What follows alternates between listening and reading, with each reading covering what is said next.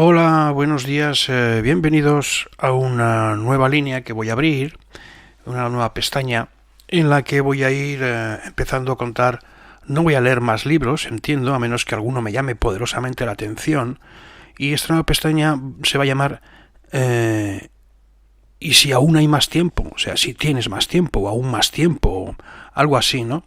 Y entonces, claro, la visión de las cosas te cambia un poquito, tienes que volver a la rueda de la vida de alguna manera e incorporarte de nuevo al río con mucho tiento para no pisar ningún hoyo y quedarte boca abajo. Pero bueno, eso siempre estás expuesto a ello y nosotros tenemos fecha de caducidad, así que es lo que hay. Voy a probar con esta opción de vídeo y tal. Entonces tenía dos libros para comentaros, que en principio no voy a leeros nada, pero lo voy a recomendar. Es un autor, ¿vale?, que se llama Josep María Esquirol. Y voy a empezar en orden inverso a cómo me los encontré yo. El primero que me llamó fue La resistencia íntima, que fue el primero que leí, y le leí, yo juraría que le leí en Georgia, ¿vale? Pero de este ya os hablaré más tarde, y pensé que lo había arrayado más, pero está escrito con lápiz, o sea que probablemente empezase esto, porque yo hasta ahora no había hecho este tipo de historias, ¿vale? Nunca me había atrevido a hacer notas en los libros. Me merecían mucho respeto, pero a base de escribir y de llegar a una edad, pues ya empiezas a comentar con los autores, y yo creo que pasaba otra cosa también, que al final en los libros son autores los que escriben, ¿vale? Son autores, son personas. Y por tanto, si lo tuvieras delante, pues conversarías con él. Y pasa otra cosa, que yo he escrito, con lo cual tengo esa sensación, al haber escrito para mí, o en blogs, o en lo que sea, o en libros, ¿vale? He escrito algún relato, he escrito alguna historia, poquita cosa, muy poquita cosa. Tenéis el link, por ciento, a los ebooks y a los libros físicos. Son recortes de blog, mi experiencia, he escrito con el corazón desde los 40 años míos. O sea que habrá unos 10 años, 12 años, 13 años de escritos. No continuos, sino cuando me apetecía escribir o cuando tenía algo que contar. Y con el tiempo, pues eso cambió. Ya he dicho que eso he descubierto que se llama marginalia. Y ahora ha evolucionado tanto que es que ya, o sea, ya podéis ver aquí, a ver si lo veo bien, ¿vale? Todo lo que está escrito a margen, con pluma, ¿vale? Con historias. A medida, es dialogar con el escritor a medida que va razonando él y tal, ¿sabéis? Evidentemente sigue habiendo libros que no subrayo y no toco ni de coña, porque me merece un respeto enorme. Por ejemplo, los que habéis seguido las lecturas de Maquiavelo, pues bueno, Maquiavelo salió de aquí. Evidentemente este libro está intocado, o sea, esto no me atrevo yo a tocar, este pedazo libro del copón. Es un libro magnífico, estupendo, vamos, yo no me atrevo a meterle el lápiz aquí, ni siquiera el lápiz.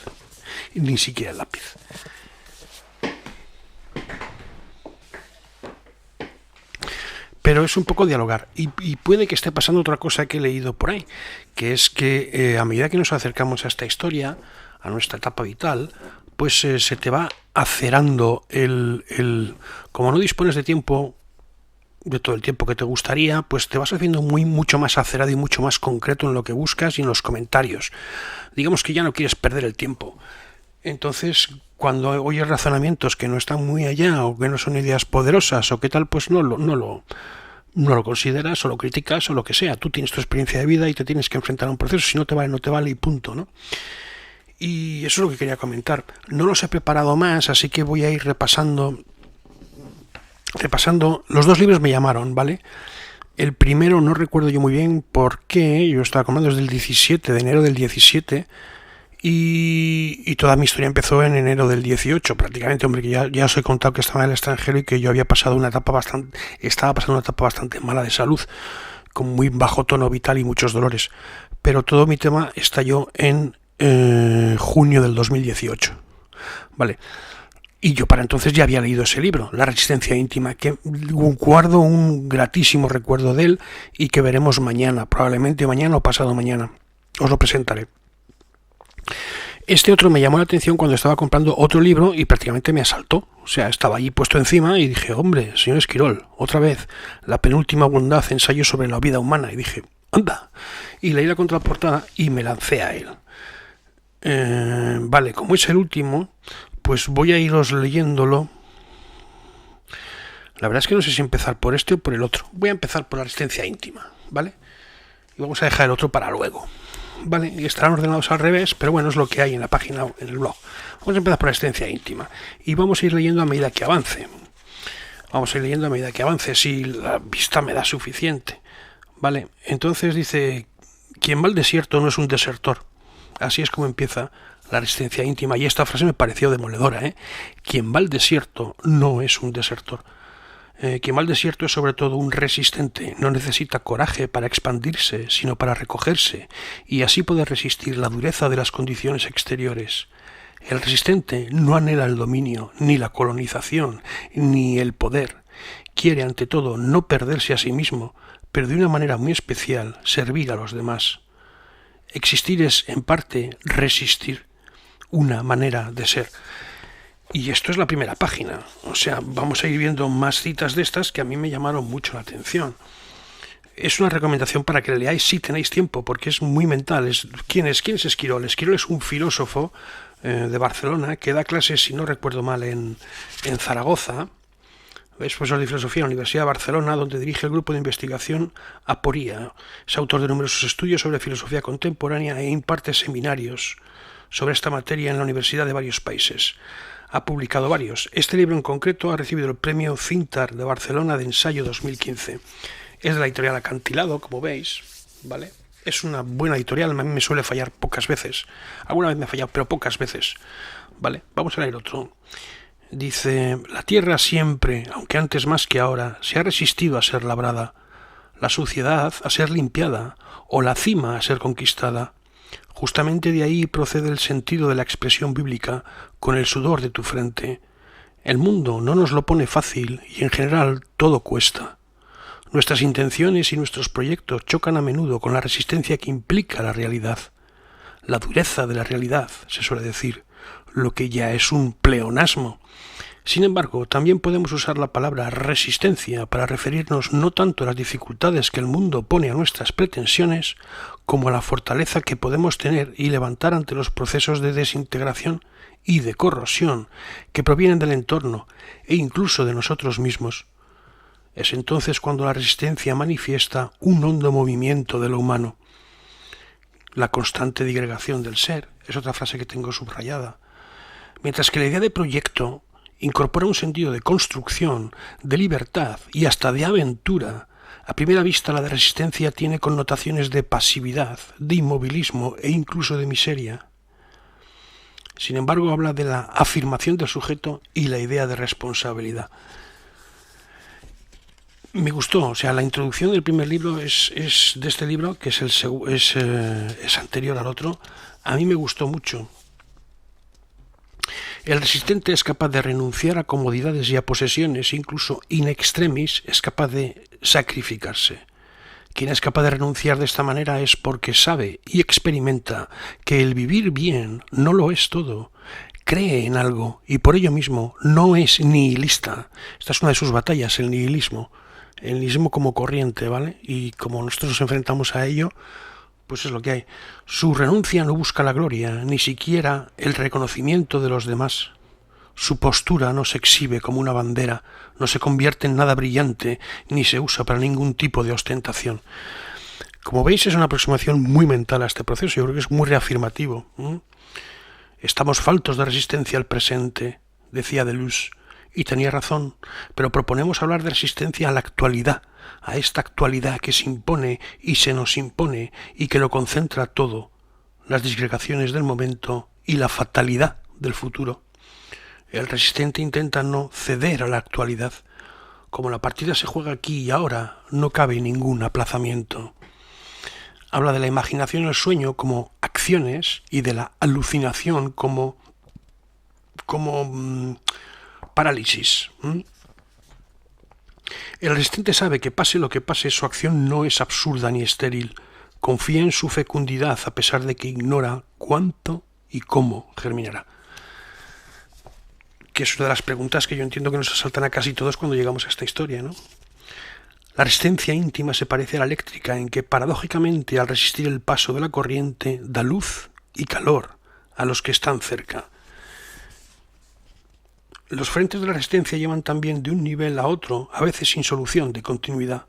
El resistente se resiste al contentamiento masivo. El resistente se resiste al dominio y a la victoria del egoísmo, a la indiferencia, al imperio de la actualidad y a la ceguera del destino, a la retórica sin palabra, al absurdo, al mal y a la injusticia.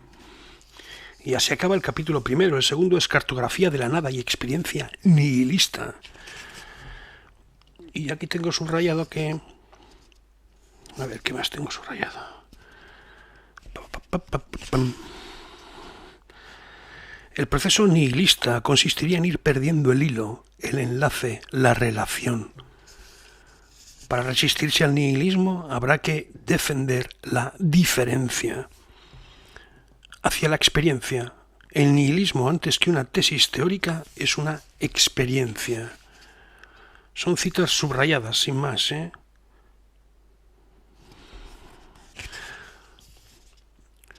La decadencia es desintegración del todo, anarquía atomística, debilidad e igualdad en la parte inferior de la calidad y de la fuerza. Nietzsche entró en un periodo de decadencia, es uno de sus autores de referencia. La civilización occidental es decadente porque culmina con el dominio de los débiles sobre los fuertes y por tanto sepulta la voluntad de poder. Habla del aniquilamiento de la vida.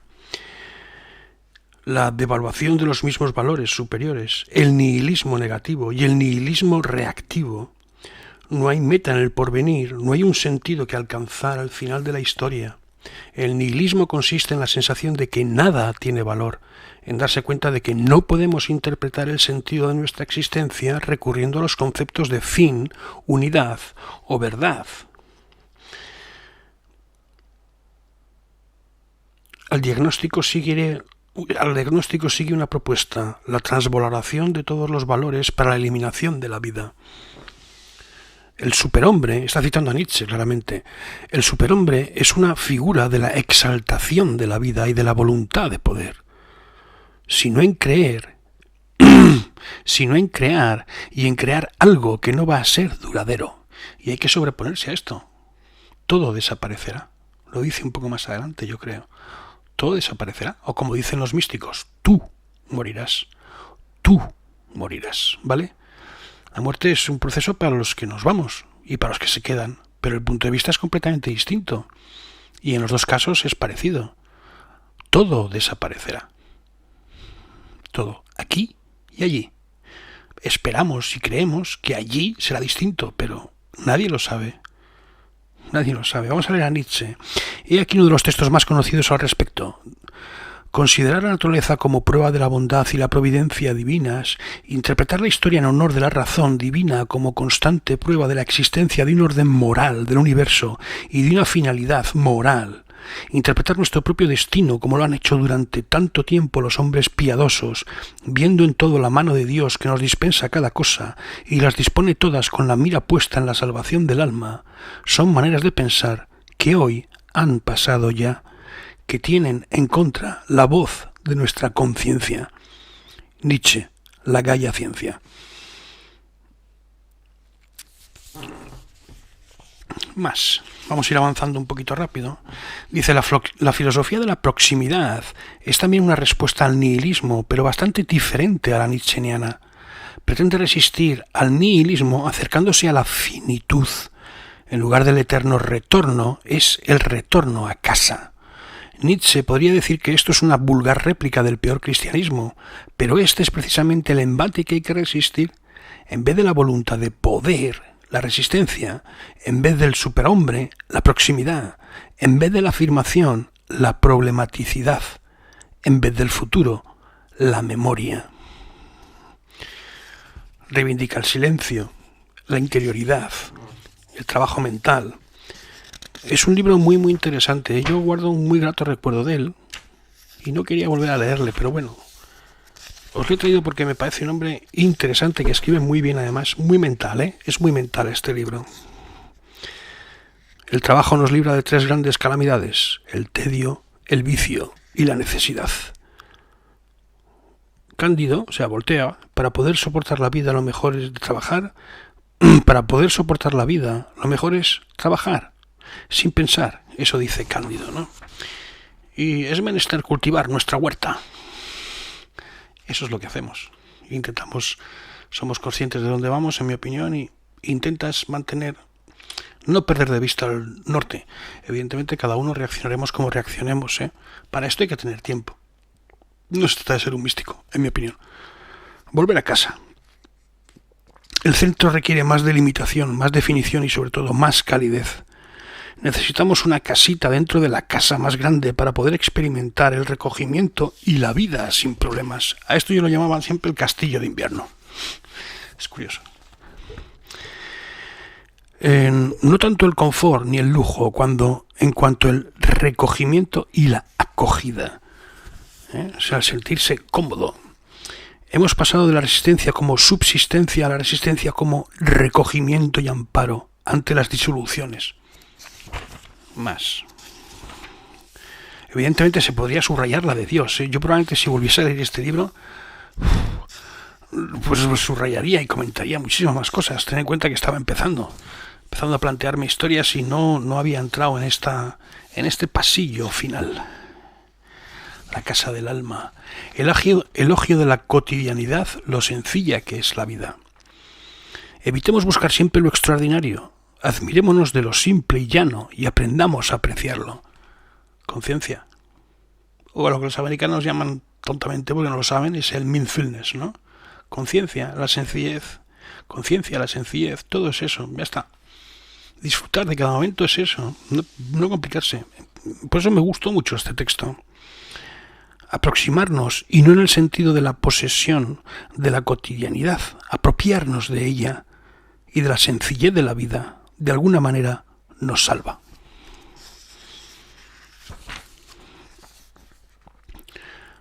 Entonces comienza el día y comienza el yo, porque el yo tiene que hacer es.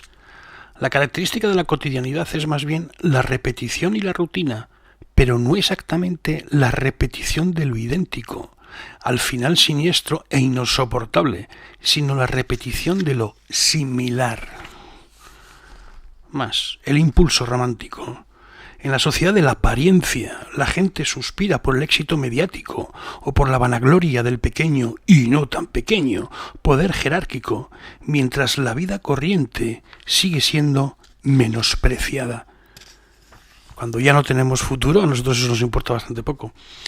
Una doble vía para no superar la cotidianidad es hundirse en ella o evadirse de ella. Elemental. Pero me llama la atención, a veces hay que recordar estas cosas.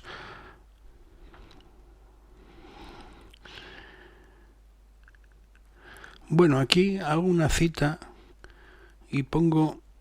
porque hace una resistencia... de los forasteros. Esto os lo voy a leer, porque esto... Vale. Dice, los forasteros esperaban encontrar a Heráclito, como sabio tan notable que era, en una situación bien especial, acorde con su excelencia, y he aquí porque por el contrario lo encontraron en una de las situaciones más habituales, calentándose junto al fuego. En ese momento es como si los forasteros se quedaran decepcionados. Esperaban algo extraordinario y se topan con algo cotidiano.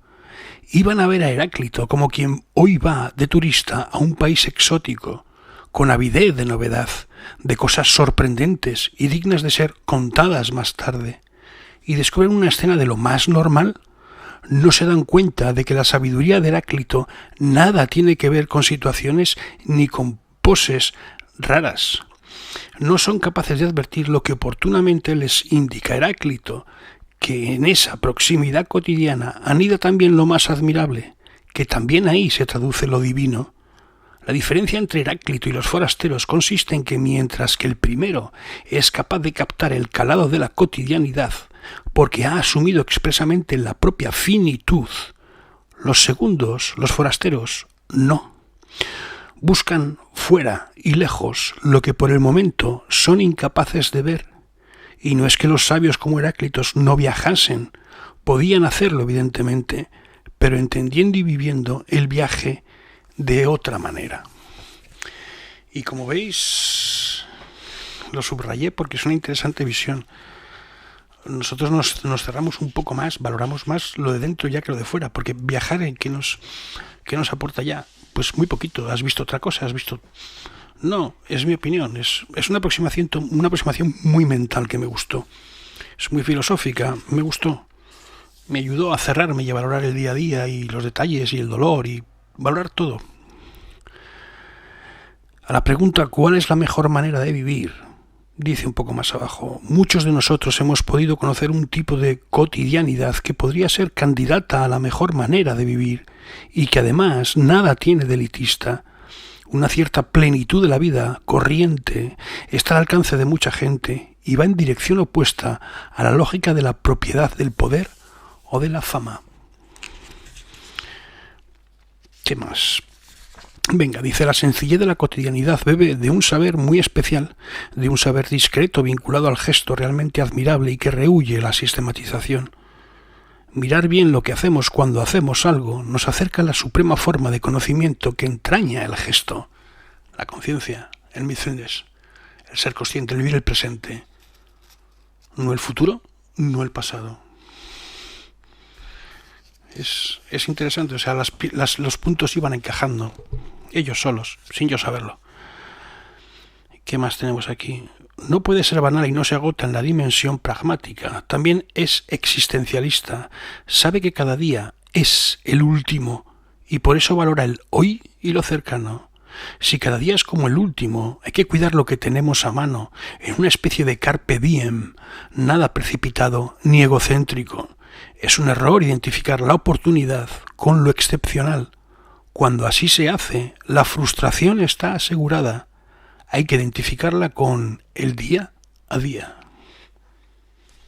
¿Lo veis? La atención al lenguaje ordinario es motivo de orientación.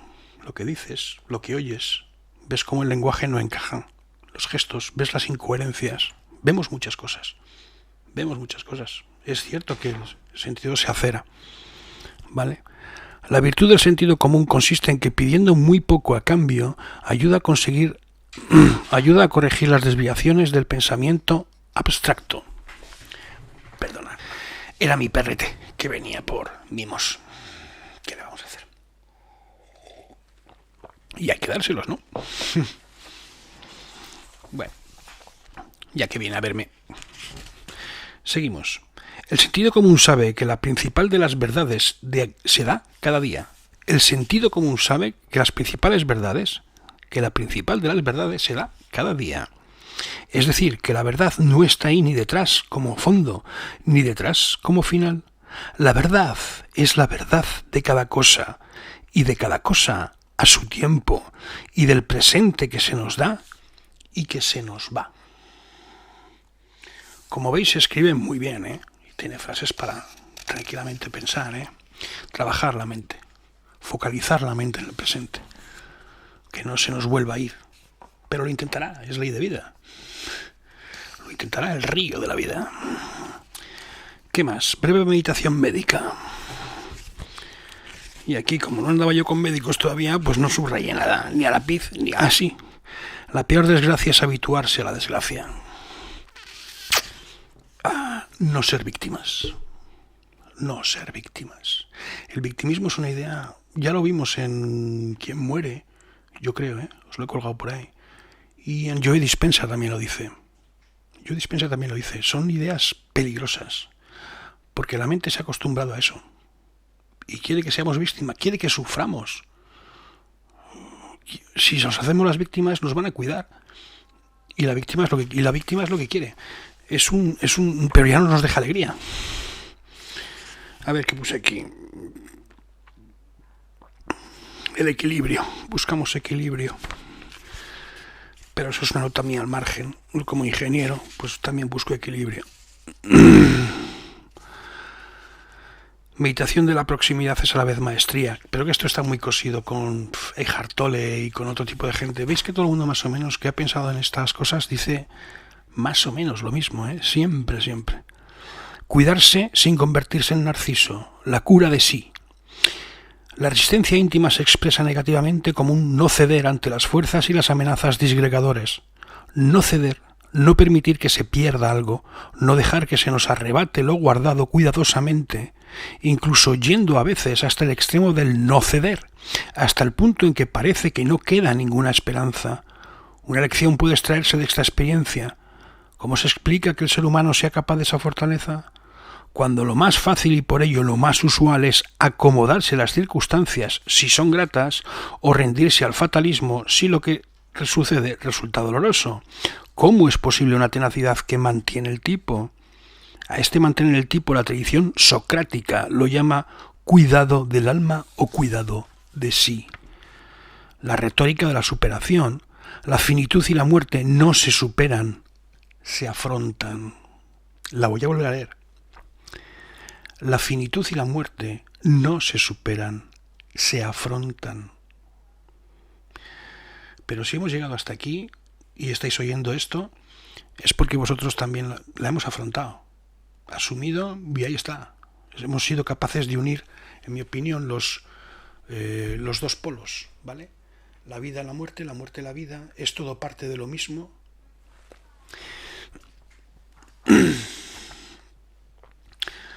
Curioso, ¿vale?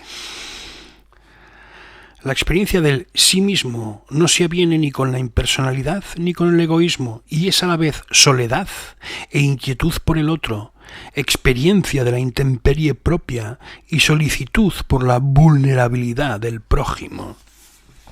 El agradecimiento aparece en el libro segundo.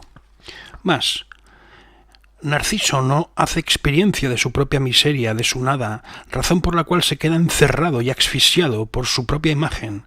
Se aprende así una vez más que a lo más alto no se puede acceder sin pasar por la nada. Es un poco me acuerdo de la montaña rusa ahora, ¿no? Esa primera comunicación, eso quedarte sin futuro, después volver al pasado, después asumir o ceder, bueno, como cada uno lo haya enfrentado y lo haya superado, y luego volver al río de la vida. Pero ya te ha cambiado todo, ¿eh? Si somos conscientes de eso, nos ha cambiado todo. Todo. Sigo. La responsabilidad, la fortaleza, la libertad, el nombre propio, etc., manifestaciones de sí mismo. Como decíamos, hay buenas razones para diferenciar entre el uno mismo y el sí mismo, y ver en la cerrazón, la impersonalidad y el egoísmo posibles manifestaciones del uno mismo y en el diálogo interior.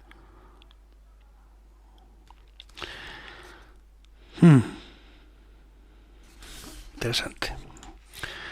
Reflexión no es introspección. Si por introspección entendemos una especie de búsqueda hacia el interior del yo, ¿acaso es el yo un interior con un contenido? Más bien ocurre que la reflexión sobre sí, se hace sobre la propia experiencia. Clavao.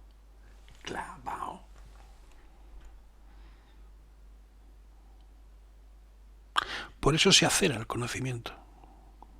Porque ya no nos vale cualquier razonamiento teórico. A mí personalmente no. Y lo que está montado en ideas abstractas que no puedes tocar.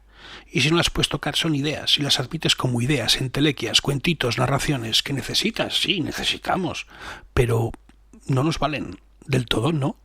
Nos valen como aproximación y las reconoces como aproximación, es mi punto de vista. La reflexión sobre la experiencia de la vida.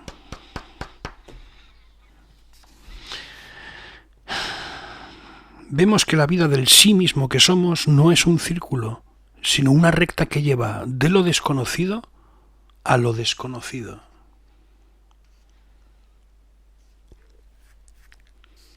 Es buena, ¿eh? No sabemos nada. En fin, más. La transmisión de la experiencia, dice, reconocemos que resistencia íntima es el nombre de una experiencia propia de la comarca de la proximidad, comarca que no es visita de un día, sino habitual estancia. Vivimos ahí, en la ignorancia.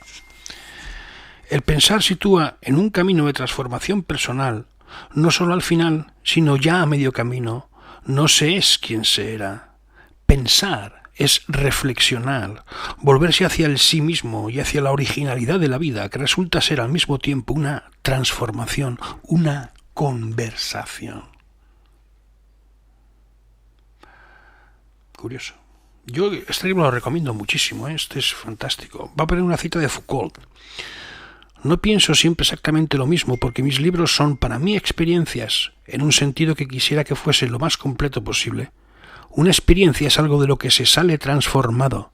Si tuviera que escribir un libro para comunicar lo que ya pienso antes de haber comenzado a escribirlo, no tendría nunca el coraje de empezarlo. Yo aquí la idea que se me viene ahora es el libro de la vida, ¿no?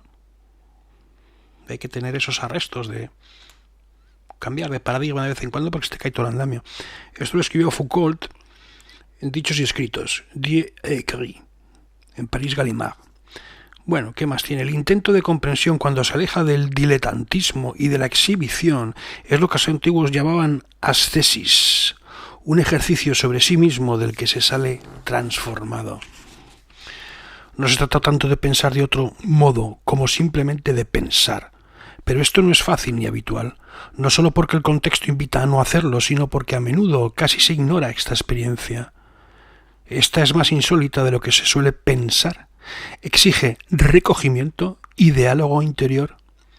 Hombre, si eres alguien, ve a pasear solo, conversa contigo mismo y no... Bueno, y este es un tercer intento, porque ya me ha salido mal un par de veces, así que vamos a intentar abreviar un poquito, porque la segunda parte de esto dice, no se trata tanto de pensar de otro modo como simplemente de pensar, pero esto no es fácil ni habitual, no solo porque el contexto invita a no hacerlo, sino porque a medida o a menudo casi se ignora esa experiencia.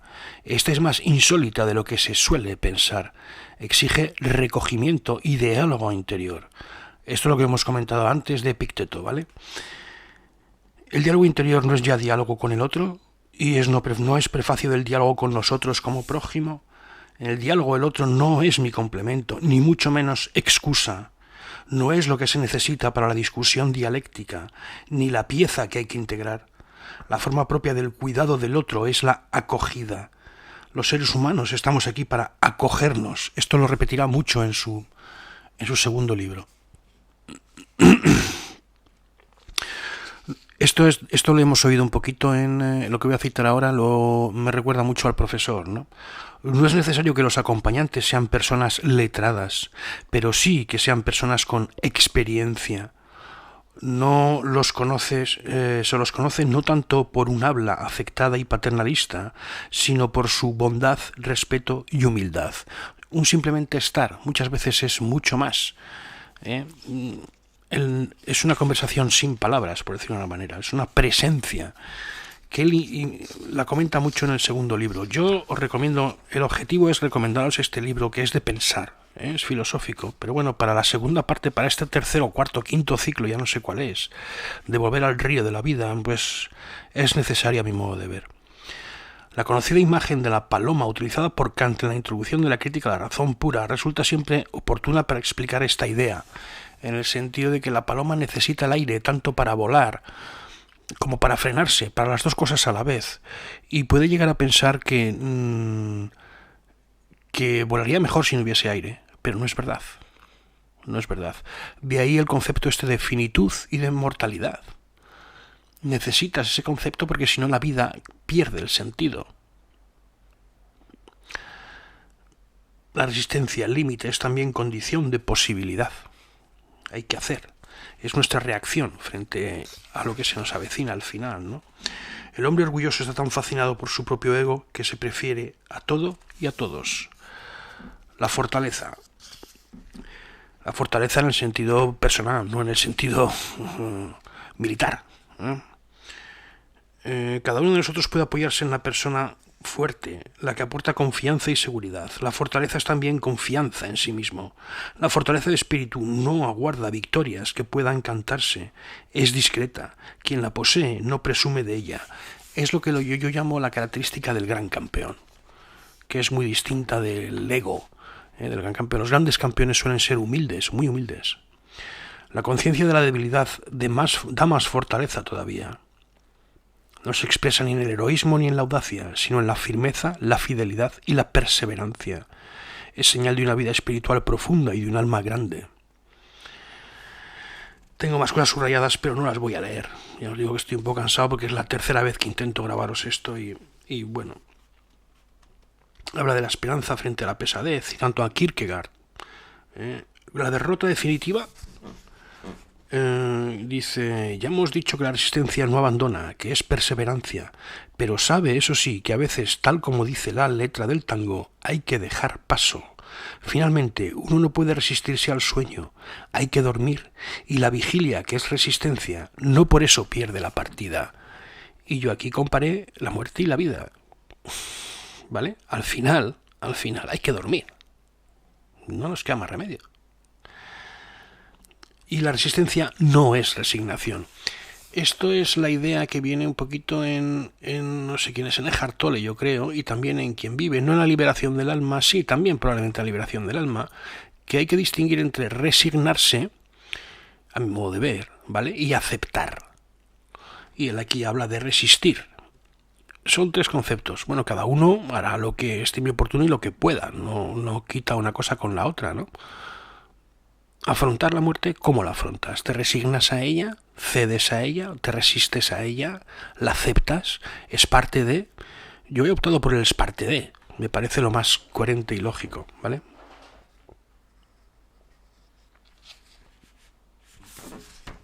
Veamos qué más hay.